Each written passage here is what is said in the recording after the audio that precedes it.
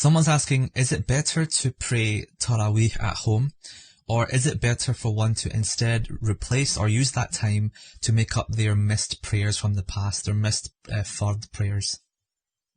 This depends on the school that you follow. If you follow the Hanafi school, they say that you shouldn't leave an emphasized sunnah prayer, and you should make up your missed prayers in the spare time. So in a lockdown situation, I imagine people have got a lot of time. Yeah. So plenty of time to make up their missed prayers. But in the Shafi school, you can actually, like if you're praying in Jamaat, say the Imam's praying the Taraweeh prayers, you can actually make the intention of fard if you're praying behind the Imam. But that's in the Shafi school. But in the Hanafi school, you don't need the Sunnah Mu'akkada.